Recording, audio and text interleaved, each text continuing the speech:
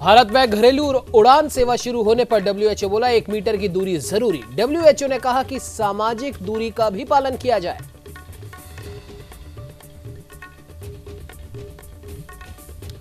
मोदी सरकार 2.0 की पहली सालगिरह पर बीजेपी करेगी वर्चुअल रैली। 10 करोड़ परिवारों को गिनाएगी उपलब्धियां। 30 मई को मोदी सरकार का होगा 1 साल पूरा।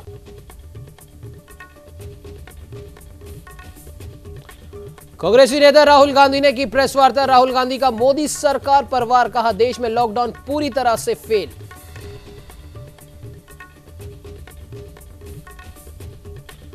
महाराष्ट्र में सियासी हलचल हुई तेज। उद्धव ठाकरे और शरद पवार की मुलाकात। संजय राउत ने विपक्ष पर किया पलटवार। कहा महाराष्ट्र सरकार अब पूरी तरह मजबूत।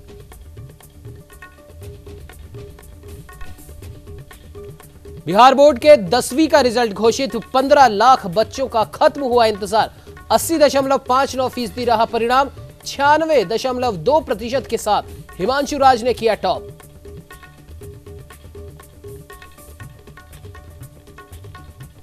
नमस्कार, स्वागत है आपका न्यूज इंडिया में। मैं हूं आपके साथ उमंग मथुरा। आइए बुलेटिन की शुरुआत कर लेते हैं इस वक्त की कुछ प्रमुख खबरों के साथ।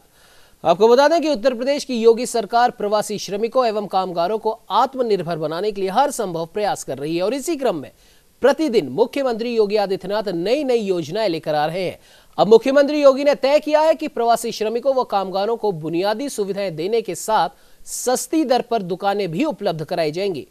इसमें सरकार जीएसटी और नक्शे की छूट देगी। प्रवासी श्रमिकों व कामगारों की मदद के लिए योगी सरकार ने कई और महत्वपूर्ण कदम भी उठाए हैं।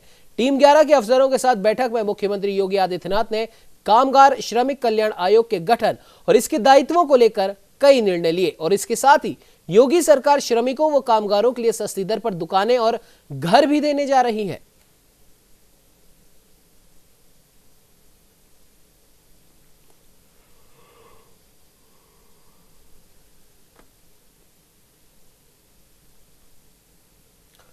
आपको बता दें कि कोरोना महामारी के इस कालखंड में जहां हर व्यक्ति परेशान है और तमाम जो दुनिया के देश हैं वो इससे जूझ रहे हैं, हर किसी की आर्थिक स्थिति बेहद खराब दौर से गुजर रही है, तो वही कई लोग हैं, कई देशों में प्रवासी हैं, वो अपने काम करने वाले राज्य से गृह राज्य की ओर वापस लौटे और ऐसे ही उत्तर प्रदेश में भी हजारों की संख्या में श्रमिक वापस अपने घर आए और ऐसे लोगों को रोजगार देने के लिए मुख्यमंत्री योगी आदित्यनाथ ने कई बुनियादी फैसले किए। इसी पर ज्यादा जानकारी के लिए हमारे साथ हमारे संवाददाता मनीष मिश्रा फोन लाइन पे बने हैं। मनीष जी, जिस प्रकार से योगी सरकार ने जो घोषणाएं करी हैं, बुनियादी जो दरें हैं उस पर मजदूरों को, कामगारों को, प्रवासी श्रमिकों को दुकानें और मकान भी उपलब्ध करवाएंगे, और क्या कुछ अपडेट है इस पर? देखिए, एक तो बड़ा अहम फैसला ये हुआ कि रेहड़ी पटरी और जो श्रमिक हैं, कामगार हैं, उनके लिए जो आपको याद होगा जो प्रधानमंत्री जो आत्मनिर्भर भारत के लिए जो पैकेज ऐलान हुआ है 20,55,000 करोड़ का, उसमें अफोर्डेबल हाउसेस बनाने की बात कही गई थी कि प्रधानमंत्री आवास योजना के तहत जो आवास बनेंगे उनको बनाया जाए और रियायती किराए, जो किराया हो बहुत ही कम से कम हो, और रियायती मकानों को जो श्रमिक है, कामगार है, औद्योगिक इकाई में काम करने वाले लोग, रेहड़ी पटरी, फुटपाथ पे लगाने वालों को दिया जाए। वही फैसला आज मुख्यमंत्री की ओर से भी हुआ है कि ये सारी चीजें उन दुकानदार दी जाएगी। आज जो टीम 11 की बैठक हुई है, कुछ देर पहले समाप्त हुई, उसमें सीएम योगी की पहल हुई है कि श्रमिकों को सस्ती दुकानें, सस्ते घर सरकार देगी, जीएसटी और नक्शे में छूट मिलेगी, सरकार देगी सभी तरह की बुनियादी सुविधाएं। तो इसमें एक बड़ी एक तरह से कहें कि 16 लाख श्रमिकों के लिए स्केल मैपिंग का भी काम शुरू हो गया। तो एक तरफ स्केल मैपिंग हो रही है, उनको रोजगार उपलब्ध कराना है, साथ ही उनको आशियाना घर की भी जरूरत है। बहुत आपको ये याद ही होगा कि 25 लाख श्रमिक आ चुके हैं, जिसमें से 16 लाख लोगों की मैपिंग हो गई है। तो ये जो सारी सुविधाएं, जो सारी योजनाओं की जो घोषणा हो रही है, वो पूरा फोकस प्रवासी श्रमिक हैं कि उनको किस तरह से उत्तर प्रदेश में रोजगार के अवसर दिए जाए, साथ ही आशियाने का भी लाभ मिले। बिल्कुल मनीष जी, आपने सही कहा और ये कदम वाकई में काबिल तारीफ है उन लोगों के लिए जो अपना अपना काम धंधा छोड़कर वापस अपने गृह राज्य इसी उम्मीद में आए हैं कि उनके गृह राज्य की सरकार उनका ध्यान रखेगी, उनके परिवार का ध्यान रखेगी। फिलहाल इस खबर पर तमाम जानकारी देने के लिए आपका बहुत बहुत धन्यवाद।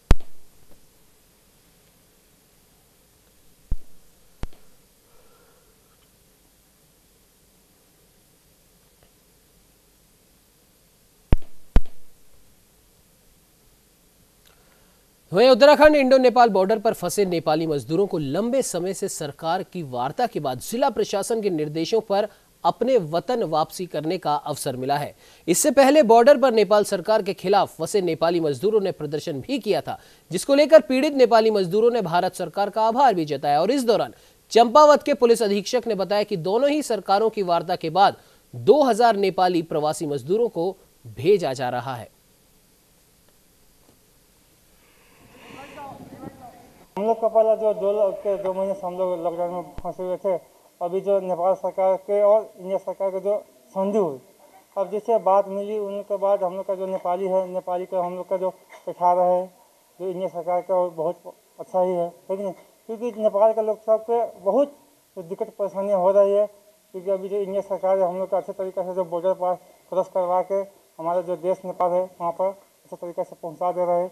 इसके लिए इंडिया सरकार को धन्यवाद देना चाहते हैं। कुछ समय से काफ़ी अन्य राज्यों से, अन्य जनपदों से नेपाली नागरिक हमारे बनबसा पहुंच रहे थे।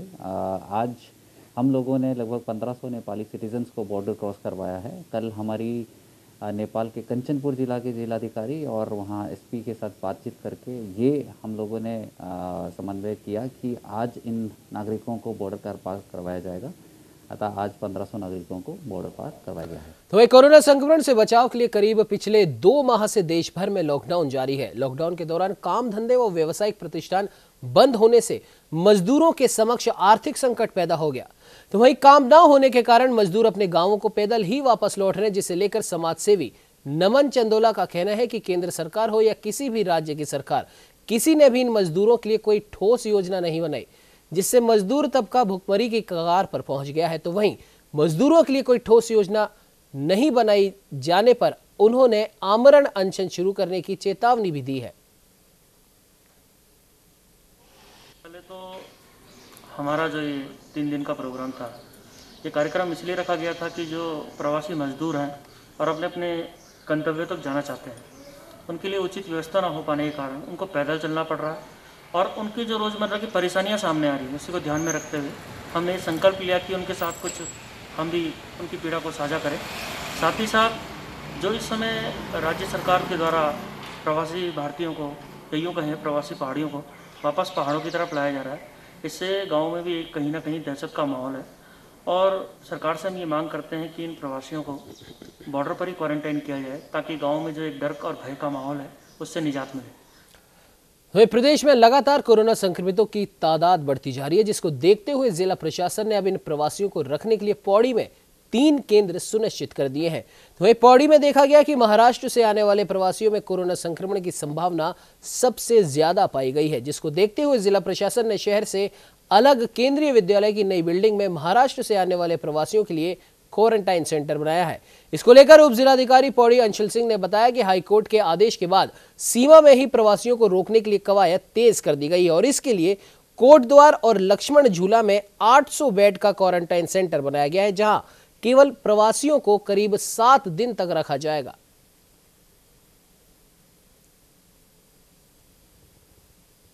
प्रोसेस से आए थे अपने, तो ये हाईकोर्ट के जजमेंट से पहले की बात, इसमें लोग यहाँ एंटर कर गए थे क्योंकि ये लोग महाराष्ट्र से आए थे। तो हमने डिसाइड किया था कि हम इनके सैंपल्स लेंगे, तो इन्हीं से सैंपल कुछ पॉजिटिव आए, तो इनको हमने आइसोलेशन सेंटर, इनके क्वारंटीन सेंटर्स बनाए। एक क्वारंटीन सेंटर नया केंद्रीय विद्यालय में बनाया, उसमें सबसे बड़ा टॉप फ्लोर जो है वहाँ हमने महाराष्ट्र के लोगों को रखा है। उसमें 3rd फ्लोर इसलिए डेडिकेट करा गया, वहाँ काफ़ी स्पेस है और काफ़ी सिक्लूडेड प्लेस है, तो मेरे ख्याल से काफ़ी सेफ रहेगा वहाँ। वहीं 25 मई से राजधानी देहरादून में भी हवाई यात्रा शुरू हो गई है, जिसमें दिल्ली, मुंबई सहित देश के कई शहरों से आने वाले यात्रियों को होटल में ही क्वारंटाइन किया जाएगा। और इस संबंध में जिलाधिकारी डॉक्टर आशीष कुमार श्रीवास्तव ने जानकारी देते हुए बताया, जो भी यात्री हवाई सेवा के जरिए देहरादून पहुंच रहे हैं, ऐसे सभी यात्रियों को एयरपोर्ट पर होटल्स की लिस्ट उपलब्ध करवाई जा रही है। जिस कैटेगरी के होटल में वो रहना चाहते हैं, उस होटल में उन्हें प्रशासन के द्वारा पहुंचाया जा रहा है और जब तक उनके स्वास्थ्य परीक्षण की रिपोर्ट नहीं आ जाती तब तक वे होटल में ही रहेंगे, जिसका शुल्क उन्हें खुद वहन करना पड़ेगा। आने के बाद उनको पेड क्वारंटीन में रखा जाना है, मतलब उनको हम अलग अलग रेंज के होटल्स की लिस्ट वहाँ पर उपलब्ध करा रहे हैं और उस लिस्ट में से वो जिस रेट पे अपना रूम करना चाहते हैं उसको ऑप्ट कर लेंगे और वहाँ से फिर बसों के द्वारा हम उनको जो है यहाँ उस पर्टिकुलर होटल में लेके आ रहे हैं। वहीं हरिद्वार के लिए निःशुल्क बस सेवा शुरू करने वाला राजस्थान देश में पहला राज्य बन गया है। परिवहन मंत्री प्रताप सिंह खाचरियावास ने विभिन्न लोगों को सिंधी कैंप बस स्टैंड से अपने परिजनों की अस्थियों को विसर्जन के लिए हरिद्वार जाने की मोक्ष कलश स्पेशल बस सेवा को हरी झंडी दिखाकर रवाना किया। अस्थियों के विसर्जन के लिए पूरे राजस्थान में राज्य की कांग्रेस सरकार की ओर से फ्री बस सेवा का शुभारंभ किया गया।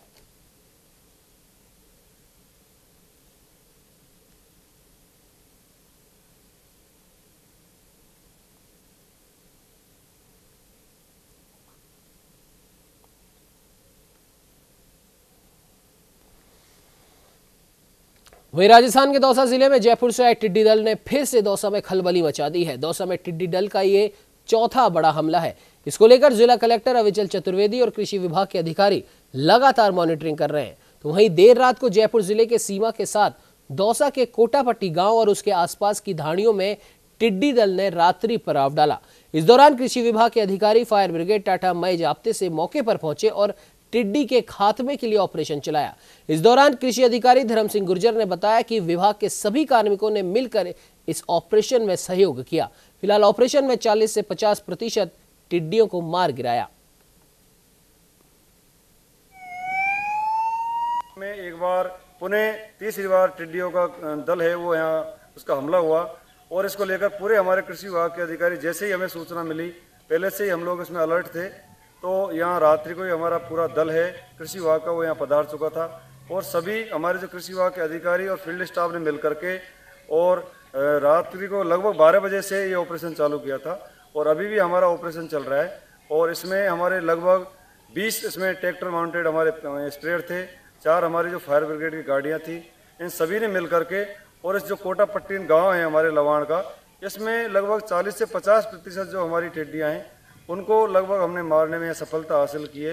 ये कोटापट्टी गांव है ढिगारिया ग्राम पंचायत के अंदर, वहाँ पर हमें सूचना मिली कि जयपुर से एक दल है जो नियर बाई बॉर्डर यहाँ पर एंट्री किया रात को 7:30 बजे, बहुत लेट नाइट यहाँ पर एंट्री किया। उसके बाद में हमारी पूरी जिला स्तरीय जो टीम है, जो दल है, वो यहाँ पर पहुँचा।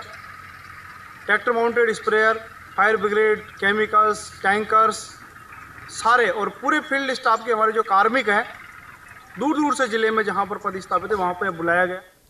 तो ये राजधानी जयपुर के अमरसर थाना क्षेत्र में 18 मई को हुई सरपंच ओम प्रकाश सैनी की हत्या के मामले में पुलिस को एक बड़ी सफलता हाथ लगी है। इस दौरान जयपुर ग्रामीण पुलिस ने मामले में कार्रवाई करते हुए हत्याकांड की इस पूरी वारदात का पर्दाफाश कर दिया। जयपुर ग्रामीण एसपी शंकरदत्त शर्मा ने वारदात का खुलासा करते हुए बताया कि इस वारदात को हिमांशु गैंग ने अंजाम दिया था और इसके साथ ही पुलिस ने हत्या की वारदात को अंजाम देने वाले गैंग के 4 शातिर बदमाशों को भी गिरफ्तार कर लिया है। तो वहीं गिरफ्तार आरोपियों में हिमांशु जांगिड़, गुलशन, मुकेश और राकेश शामिल हैं। दोनों का सरपंच से कुछ एक स्थानीय मुद्दों को लेकर झगड़ा हुआ, जमीन की बात पे, पट्टे की बात को लेकर और लोकल की बात, 2-3 बात इस पे इनमें आपस में अनबन चल रही थी और इस बात को लेकर संतु मीना की जो मन में एक बदला लेने की भावना थी, उसको बदला लेने के हिसाब से उसने कुछ दिनों से कोशिश किया। मार्च महीने में ही एक तरह से मार्च प्रथम सप्ताह में कॉन्फ्रेंस का एक मेन जो मीटिंग हुआ था, मीटिंग में संतु मीना, हिमांशु के साथ बंटी, कुछ और बदमाश सभी शामिल हुए थे और सभी ने मिलकर मर्डर करने का प्लान बनाया। उसके तहत हथियार लेने और षड्यंत्र में शामिल करने, रेकी करने के लिए सारा प्लान उन्होंने डिटेल में तैयार करने के बाद 18 मई को वारदात पहुंचा। वहीं कोरोना संकट के तहत प्रवासियों के अपने घरों की ओर लौटने के साथ ही प्रदेश में कोरोना के मरीजों में भी बढ़ोतरी जारी है। सोमवार को डीडवाना में 3 नए कोरोना पॉजिटिव सामने आने के बाद क्षेत्र में कोरोना मरीजों का आंकड़ा बढ़कर 13 पहुंच गया। और वहीं सोमवार के 3 मरीजों की पुष्टि होने के बाद डीडवाना प्रशासन हरकत में आया और मरीजों को राजकीय बांगड़ अस्पताल के कोरोना वार्ड में शिफ्ट किया गया। आपको बता दें कि बीती शाम को आई रिपोर्ट में सानिया से 2 और ललासरी गांव से 1 पॉजिटिव सामने आया है। फिलहाल चिकित्सा विभाग की टीम इन मरीजों के संपर्क में आए हुए व्यक्तियों के सैंपल लेने और सर्वे के काम में भी जुट चुकी है।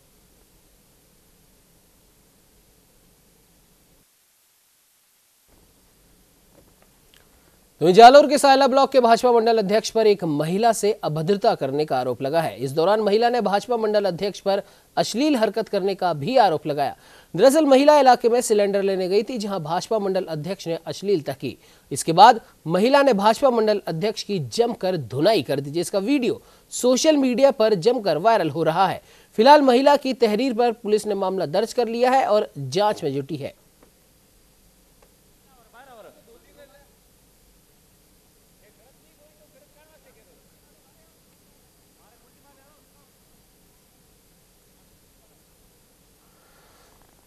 वहीं टिड्डी दल राजस्थान में करौली होते हुए धौलपुर जिले के सरमथुरा उपखंड में पहुंच गया और इस दौरान बथुआ खो पहुंचते ही टिड्डी दल 2 भागों में बंट गया। टिड्डी दल का एक बड़ा भाग अमानपुरा सबानपुरा होते हुए मंडरायल की तरफ निकल गया, तो वहीं दूसरा दल सरमथुरा के चांदपुरा बड़ा गांव होते हुए आगे की ओर गया। इस दौरान टिड्डी दल के रिहायशी इलाके में घुसने और पेड़ों पर टिड्डियों को मंडराते देख ग्रामीणों में दहशत फैल गई। इसको लेकर एसडीएम लाखन सिंह ने बताया कि एडीएम ने इलाके में टिड्डी दल के पहुंचने की संभावना जताते हुए निर्देश जारी किए थे। मैं निर्देशित किया कि संभावना है कि 2-3 दिन में हमारे यहाँ टिड्डी दल का आक्रमण होगा। कल जब हमें सूचना मिली कि टिड्डी दल करौली में आ गया है, तो उसके बाद में हमने हमारे कोरोना निगरानी दल जो लगा हुआ है उसको एक्टिव कर दिया। आज जैसे ही 11:30 बजे हमें सूचना मिली, तहसीलदार जी निगरानी दल के साथ में वहाँ पहुँच गए और 11 बजे टिड्डी दल अपने बथुआ को होते हुए बड़ेपुरा, चंद्रावली और डोमई ग्राम पंचायत से निकलते हुए मंडाल क्षेत्र में चला गया है। मेनली सरमथुरा में जायद की फसल है नहीं और ऐसा कोई नुकसान देखने में नहीं आया है। हमारी टीम लगी हुई है, सर्वे कर रही है और ऐसा कुछ आता है तो उसके लिए हमने बाड़ी में 15-20 टैंकर तैयार किए हुए हैं स्प्रे करने के लिए। उससे निपटने के लिए हमारे पास में अच्छे खासे इंतजाम। तो वहीं धौलपुर जिले की मनिया थाना पुलिस ने मुखबिर की सूचना पर कार्रवाई करते हुए 10,000 रुपए के इनामी बदमाश दिलीप गुर्जर को गिरफ्तार कर लिया। इस दौरान पुलिस ने बदमाश के कब्जे से एक अवैध 315 बोर का देशी तमंचा सहित कई जिंदा कारतूस भी बरामद किए। धौलपुर के द्वारा चलाए जा रहे अभियान 10वीं मुक्त बिगड़ा अभियान के तहत आज 10,000 रुपये के इनामी बदमाश दिलीप को गिरफ्तार करने में सफलता प्राप्त की।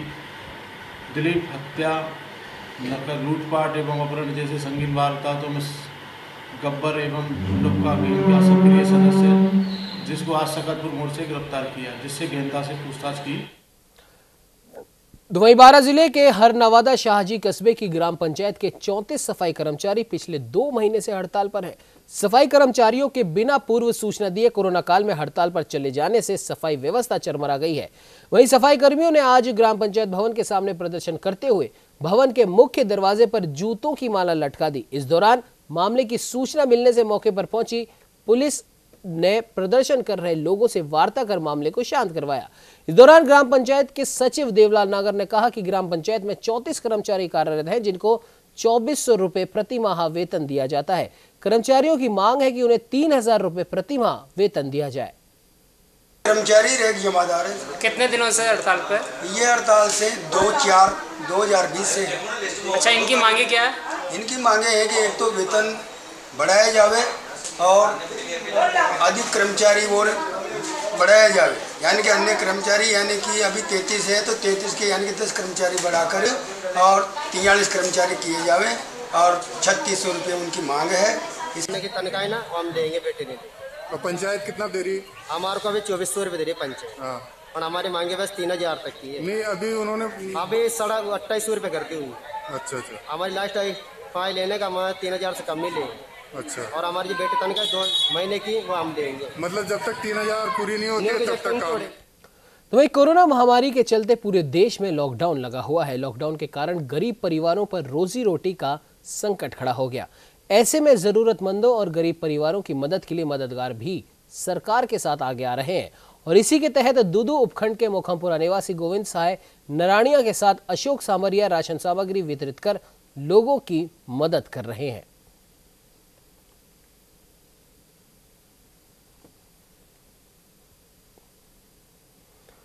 तो हरियाणा के अंबाला में कोरोना ने 14 दिन बाद एक बार फिर से दस्तक दी है। अंबाला में 2 कोरोना पॉजिटिव केस सामने आए। एक मामला सेना के मेडिकल स्टाफ से जुड़ा है तो उधर एक ट्रक ड्राइवर भी कोरोना पॉजिटिव पाया गया। इसकी पुष्टि सिविल सर्जन कुलदीप सिंह ने की। ट्रक ड्राइवर ने खुद इसकी जानकारी स्वास्थ्य विभाग को देते हुए अपना टेस्ट करवाया था। अंबाला में 2 केस पॉजिटिव आए हैं। 2 केस में से एक केस आर्मी पर्सनल है, उसकी वहाँ पे कॉन्टैक्ट हिस्ट्री है। आर्मी ने 3 अपने आइसोलेशन वार्ड में 3 पॉजिटिव केस रखे हुए हैं। हो सकता है वो उनके कॉन्टैक्ट में आया हो, क्योंकि वो नर्सिंग स्टाफ से, आर्मी के नर्सिंग स्टाफ से है, तो वो पॉजिटिव है। बाकी डिटेल आपको पता है कि आर्मी की मैं आपको नहीं बता सकता।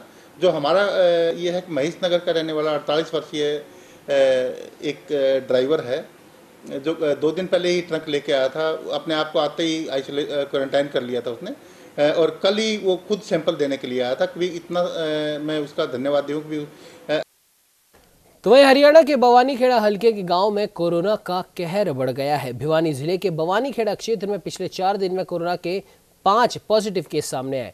यहां तिगड़ाना गांव में एक महिला और एक युवक की रिपोर्ट पॉजिटिव आने के बाद चांग गांव के एक सब्जी विक्रेता की गाड़ी के ड्राइवर की रिपोर्ट भी पॉजिटिव आई। ड्राइवर हर रोज सब्जी की गाड़ी लेकर दिल्ली सब्जी मंडी जाता था। हमने राजेश कुमार सन ऑफ धर्मपाल सिंह है, जिसकी रिपोर्ट सभी प्राप्त हुई है जो पॉजिटिव आई है। हमने इसकी ट्रैवल हिस्ट्री को देखा तो ये दिल्ली सब्जी लेकर जाता है गांव चांग से। हमने इनके जो भी क्लोज कॉन्टेक्ट हैं उनको आइसोलेशन में शिफ्ट करने के लिए लेके जा रहे हैं। कितने परिवार के सदस्यों को आइसोलेट किया है? एक्चुअली अभी हम देख रहे हैं जितने भी क्लोज कॉन्टेक्ट्स हैं, जिसकी गाड़ी चलाता था उसको भी हमने लिया है, इनके भाई के बच्चों को भी लिया है, इनकी माता जी को और खुद के बच्चों को भी। इस बुलेटिन में फिलहाल इतना ही। आप बने रहिए हमारे साथ और देखते रहिए न्यूज़ इंडिया।